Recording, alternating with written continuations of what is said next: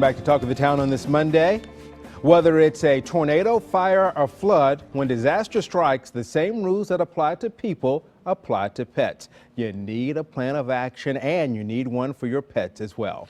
Our resident veterinarian, Dr. Craig Pryor, is here with some disaster tips that will come in very handy for you. As always, we appreciate it when you come by. Now, again, we always think about having that plan for us, but people tend to forget about the family members who are four-legged. So we need a plan of action. So where do we start? Well, the number one reason people don't go to shelters is because they don't want to leave their pets behind.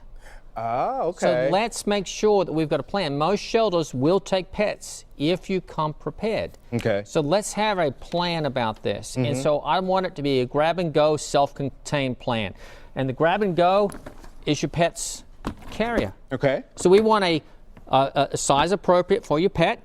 So you don't want a cat in a huge one. You just want a very size-appropriate one. You want it very clearly labeled with your name and phone number, which you have on top here, and your pet's name on there.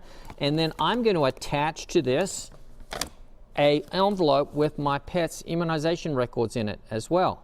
Oh, okay. So awesome, I've got all my pet's records in here that need to show my pet's updated immunizations and its name, address, everything like that as well in there, and it's going to be attached. Okay. And then I'm going to stick everything inside here. So it's going to be a regular little crate, and I've got a blanket and everything in here, so it's all ready for my pet. And my pet's used to it because we use this all the time. Okay. And that's the other key thing, too. Make sure for folks who may not use it all the time that it's not stuck in the bottom of the garage somewhere. You've got to have easy access to this. Correct. Correct. And your pet's got to be used to it. So leave it out periodically in the house, feed the pet in there, things like this, so the pet knows that that's where its space is. Okay. So then I need leash and collar.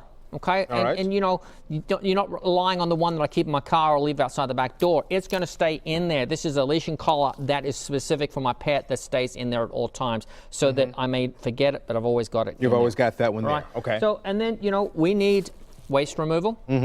Okay, so I've got baggies that go in there as well, poop baggies, so that I can tie them up and throw them away, dispose of that really well. You need to be able to feed and water your pet. So, you know, we need to think about at least a week's supply. So keep a bag of dog or cat food, whichever pet you're going to have, and keep a fully sealed bag there. And obviously you want to rotate this probably the same time you would your fire, you know, replace your batteries in your So every fire 6 alarm. months then every is what 6 you're months, saying. Okay. I'd pull this out and put a new bag of food in, use this one up, but it's all fully sealed, ready to go. And then I've got this nice big jug of water to go as well, because you want water for your pet as well. Exactly. And so this is very pet, you know, this is just for my pet. So I'm not going to steal this from me. I'm going to keep this for my pet. And I've got some treats if I want to do that. And then I've got some collapsible food and water bowls. So these fold up really that's well. very cool, yeah. Space saving, so it's easy to now, use. Now that one looks like it's cloth, but that will hold water. Well, yeah, I can Correct. see the lining on that. It will hold water as well. Right, so they make these specifically for pets, so I've got that. And then the last thing you want to remember is a lot of these pets out there are on long-term medications. They may be on thyroid medications or heart medications or whatever. You want a 2-week supply. Okay, so you just have that stored as well in there. And then I've got some flea and tick medicine, just in case, you know, I don't want my pet to be in somewhere where they could pick up fleas and ticks. So I've got that in there as well. And I'm ready to go. All right, awesome. As always, great information there. And again, especially as we get ready now to hit severe weather season for the area, have that plan. Last thing I'd like to mention, microchip your pet. If you have not microchipped your pet, you should, because if you in a disaster, you can get separated from your pet, and this is one sure way you can be assured of getting your pet back. All right, fantastic. Great advice as always. Thank you very much. If you'd like to get in touch with Dr. Pryor, he can be reached at the Murphy Road Animal Hospital. You'll find their information on our website at newschannel5.com.